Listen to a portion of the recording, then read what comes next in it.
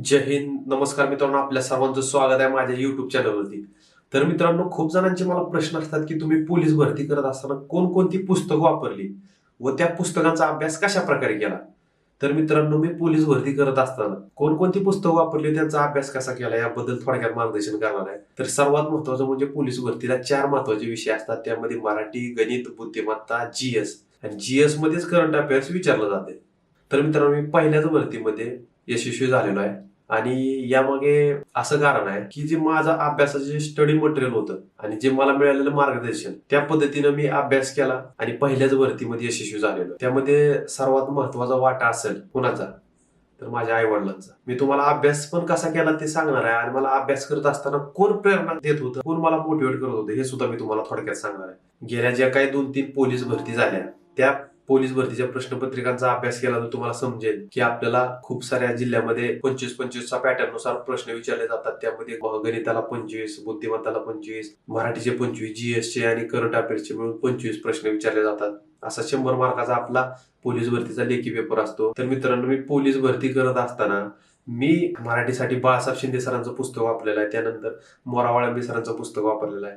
तर बाळासाहेब शिंदे सरांच्या पुस्तकामधील सर्व धड्यांचे अभ्यासक्रम केलेला आहे. त्यानंतर त्या प्रत्येक धड्याच्या शेवटी जे काही क्वेश्चन विचारलेले असतात, त्या क्वेश्चनचा मी जास्तीत जास्त सराव केलेला आहे. त्यानंतर मोरावाळंबे सरांच्या पुस्तकामध्ये शब्दार्थ, वाक्यप्रचार, म्हणी, समानार्थी, विरुद्धार्थी, जे छोटे छोटे चिप्स पुस्तक आहेत, त्या पुस्तकांचा मी अभ्यास केलेला आहे. तर मित्रांनो, पोलीस भरती करत असताना आपल्याला एक गोष्ट नक्की समजली पाहिजे की आपण कोणत्या पुस्तकाचा अभ्यास केला पाहिजे. कारण आज मार्केटमध्ये खूप सारे पुस्तकं वेगवेगळ्या नावाने उपलब्ध आहेत. तुम्ही कोणतं जरी पुस्तक घेतलं तरी त्या पुस्तकाला आपण 10 वेळा वाचलं पाहिजे. 10 पुस्तकं आपल्याला घेणं गरजेचं नाही. आता बघितलं असेल की लायब्ररीमध्ये असेल, अकॅडमीमध्ये असेल, विद्यार्थ्यांकडे वेगवेगळे पुस्तकं असतात. एका पुस्तकाचं फ्रंट पेज एवढं अट्रॅक्टिव्ह असतं की ते बघूनच आपल्याला घ्यावं असं वाटतं. या व्हिडिओच्या माध्यमातून एवढंच सांगायचं की तुम्ही कोणत्याही प्रकाशनाचं पुस्तक वापरा, परंतु त्याचा जास्तीत जास्त वेळा रिव्हिजन झाला पाहिजे. मराठीचा 3-4 वेळा तर रिव्हिजन माझं झालं असणार आहे. बाळासाहेब शिंदे सरांच्या पुस्तकामध्ये प्रत्येक धड्याच्या शेवटी जे प्रश्न विचारले जातात, त्या प्रश्नांचा मी जास्तीत जास्त सराव केलेला आहे. गणितासाठी मी सतीश वशी सरांचं पुस्तक वापरलेलं आहे. बुद्धिमत्तासाठी अनिल अंकलिके सरांचं अंकगणित नावाचं पुस्तक वापरलेलं आहे. हे पुस्तकांचा मी एक वेळाच नाही तर 2 ते 3 वेळा मी जास्तीत जास्त रिव्हिजन केलेला आहे. त्याचा सराव केलेला आहे गणिताचा, बुद्धिमत्ताचा. आणि जर मी हे गणित बुद्धिमत्ताचा अभ्यास करत असताना जेव्हा जेव्हा अडचणी येत होत्या, त्या प्रत्येक वेळेस मी युट्यूबला सर्च करायचो. त्या टाईपचं मला जे जमलेलं गणित नाही त्याचा मी युट्यूब वरती बघून सराव करायचो. माझी भरती 2019 ची सप्टेंबर 2019 ला मी फॉर्म भरला होता आणि त्यानंतर 2020 मध्ये कोरोना आल्यानंतर भरती प्रक्रिया पूर्णपणे बंद केलेली होती, थांबवण्यात आली होती. त्यावेळेस आम्हाला खरंच खूप वेळ मिळाला.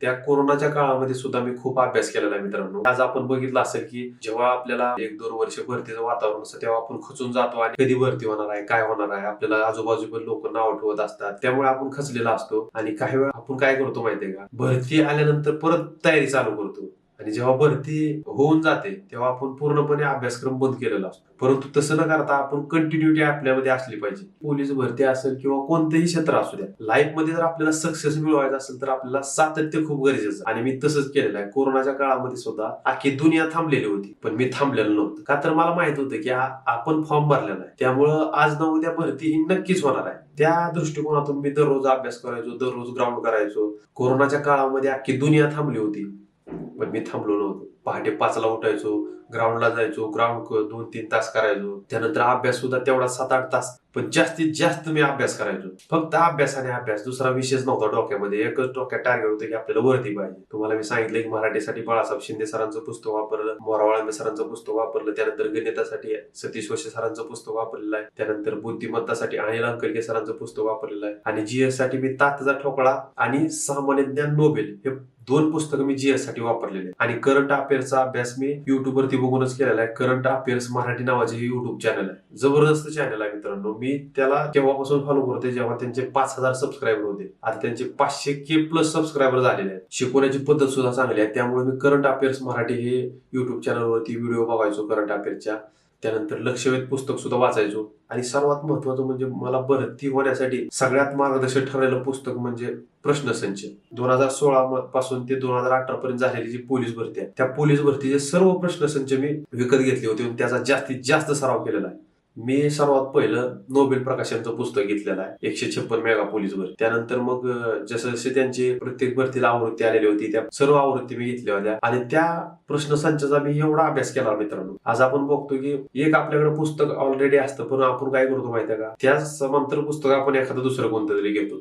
परंतु माझं वैयक्तिक मत असं आहे, तुम्ही कोणतंही पुस्तक घ्या, समजा मराठीसाठी बाळासाहेब शिंदे सरांचं पुस्तक घेतलं असेल तर तुम्ही त्या पुस्तकाचा जास्तीत जास्त सराव करा. त्याच विषयाचे 4-5 पुस्तक घेण्यापेक्षा त्या एकाच पुस्तकाचा तुम्ही 4-5 वेळा सराव केला पाहिजे. कोरोना संपला, कोरोना नंतर लगेच भरतीची प्रक्रिया चालू होणार म्हणून सगळीकडे व्हायरल झालं, मेसेज आले, सर्वजण भरतीला तयारीला लागले परत एकदा. परंतु आम्ही अगोदरपासूनच तयारीत होतो आणि एक वेगळीच एनर्जी आली. आणि त्यावेळेस मित्रांनो मी खोटं नाही सांगत की अभ्यास एवढा करायचो ना की जेव्हा भरती नसताना मी अभ्यास करत असेल तर मग भरतीची प्रक्रिया सुरू झाल्यावर किती ताकदीनं करत असेल.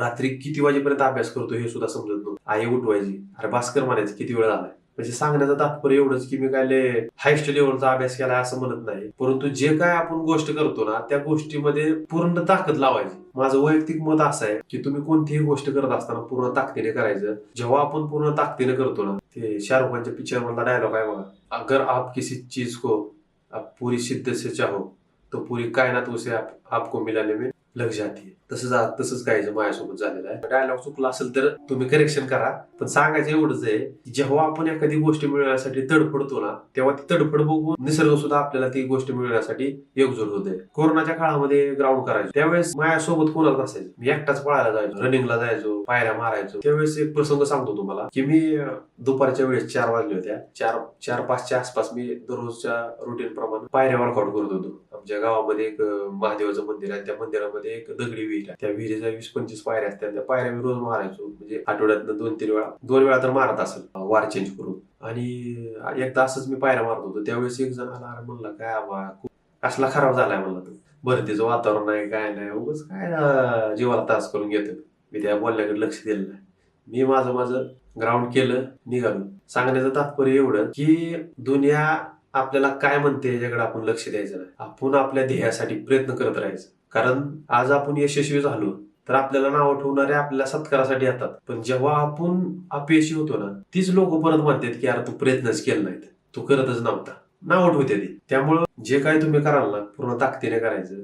मी अभ्यास करत असताना, ग्राउंड करत असताना जेव्हा मी खचून जायचो ना तेव्हा माझ्या डोळ्यासमोर माझ्या आई वडिलांचं कष्ट दिसायचं. मला विचार करायचो की आपली आई पहाटे 5 वाजता उठते, 5 वाजल्यापासून जी तिची दिनचर्या चालू होते, म्हणजे घरातलं काम चालू होते, ती संध्याकाळी ती झोपली तरच तिला आराम आहे. म्हणजे काय, सकाळी उठणार, भांडी घासणार, आपल्याला जेवण स्वयंपाक बनवणार, स्वयंपाक बनल्यानंतर मग भांडी घासायची असेल, त्यानंतर मग कपडे धुवायचे असतील, मग दिवसाचं तिचं काय असेल ते काम आहे. त्यानंतर मग माझी आई तर दुसऱ्या शेतामध्ये कामाला जायची, खुरपायला जायची लोकांच्या रानामध्ये, ते काम करून यायची. परत कामावर आल्यानंतर परत मग घरचा स्वयंपाक करायचा, भांडी धुणं, जे काय असेल ते सगळ्याला जेवण काढले. परत त्यानंतर संध्याकाळी झोपताना परत भांडी घासणे आणि मग परत झोपणार. म्हणजे झोपल्यावर तिच्या शरीराला आराम मिळायचा. अख्खा दिवसभर ती म्हणजे सकाळी 6 वाजल्यापासून ते रात्री 10 वाजेपर्यंत 12-16 तास ती कष्ट करते आणि आपल्याला फक्त एका जागी बसून अभ्यास करायचा. 4-5 तास, 8 तास जे काय असेल ते आपल्याकडून होत नाही. ही माझ्या आईचं कष्टच मला आहे ना खूप प्रेरणा द्यायचं, मला मोटिवेट करायचं की यार तू अभ्यास केलाच पाहिजे, तू यशस्वी झालाच पाहिजे. वडिलांचं सुद्धा तसंच आहे. वडील कामामध्ये एक दिवस सुट्टी घेत नव्हते. मी अभ्यास करत असताना विचार करायचो की आपला बाप दररोज कामाला जाते आपल्यासाठी, आपल्या परिवारासाठी. ऊन बघत नाही, वारा बघत नाही, थंडी बघत नाही, कसल्याही ऋतूमध्ये असेल, पावसामध्ये असेल, आपलं कुटुंब उपाशी मरू नये म्हणून कष्ट करतंय आणि एक दिवस सुट्टी घेत नाही आपला बाप. मग आपण का आपल्या अभ्यासामध्ये सुट्टी घ्यायची. माझ्या आई वडिलांचं कष्ट मला एवढं प्रेरणा द्यायचं ना की मला जगातल्या कुठल्याच मोटिवेशनची गरज मला पडत नव्हती त्यावेळेस आणि आता सुद्धा पडत नाही. का तर मला माझ्या आई वडिलांच्या कष्टाची जाणीव आहे मित्रांनो, आणि आपल्याला असलीच पाहिजे. जेव्हा मला काही खचल्यासारखं वाटतो ना मी, तेव्हा मी माझ्या आई वडिलांचं कष्ट आठवतो आणि मला ते खूप मोठी प्रेरणा देते. आणि तसंच मी 2019च्या वेळेस 20च्या वेळेस भरती करत असताना मला माझ्या आई वडिलांचं कष्ट मला वेळोवेळी प्रेरणा देत होतं आणि मोटिवेट करत होतं. आणि मी पेटून उठायचो आणि पूर्ण ताकदीने अभ्यास करायचो. ग्राउंडला सुट्टी मला अजूनही आठवत नाही मित्रांनो, मी पोलीस भरती करत असताना ग्राउंडला एक दिवस सुट्टी घेतली असेल मला आठवतच नाही, कारण मी ग्राउंड पण करायचो आणि रेस्ट पण मजबूत घ्यायचो. रेस्ट घेतल्यावर कसली सुट्टी आली. त्यामुळेच मी पहिल्या भरतीमध्ये यशस्वी झालोय. त्याचं कारण एवढंच आहे की मी काही गोष्टीवरती कंट्रोल केला होता आणि कंट्रोल असा केला होता ना भयानक, या वर्षी काम झालंच पाहिजे बस. आणि त्यामुळेच मी ग्राउंडला जाताना माझी लेखी झाली होती, लेखीला मला 91 मार्क पडले. ग्राउंडला जाताना मी घरी सांगून गेलतो, आता चाललोय खरं, आलो तर वर्दी घेऊनच येणार, नाही तर गावाकडे येणारच नाही. असं माझं एक टार्गेट होतं आणि मी तशा पद्धतीने अभ्यास केला होता. ती जिद्द मनामध्ये ठेवली होती मी, म्हणूनच मला वर्दी मिळाली.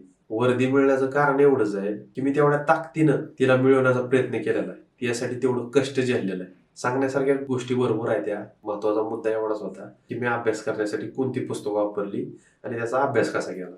अभ्यास करत असताना मित्रांनो, प्रत्येकाचं एक टाइम टेबल असलं पाहिजे, नक्कीच असलं पाहिजे. माझं सुद्धा होतं. म्हणजे माझं जे टाइम टेबल आहे ना, मी एक 8 दिवसाला चेंज करायचो. कारण मी माझा वैयक्तिक अभ्यास केला की बाबा आपण कोणतंही टाइम टेबल केलं तर आपण जास्त दिवस त्याप्रमाणे वागू शकत नाही. त्यामुळे मी 8 दिवसाला नवीन टाइम टेबल तयार करायचो. म्हणजे असं की कधी पहाटे 4 वाजता उठायचो, 4 ते 8 वाजेपर्यंत अभ्यास करायचो. मग त्यानंतर वेगवेगळ्या टायमिंग नुसार आपलं शेड्यूल ठरवायचो. मी सकाळी पण ग्राउंडला जायचो, संध्याकाळी पण जायचो, 2 टाइम ग्राउंड करायचो. त्यानंतर सकाळी मी 8 ते 10 करायचो, कधी 7 ते 10 करायचो, 7 ते 9 करायचो.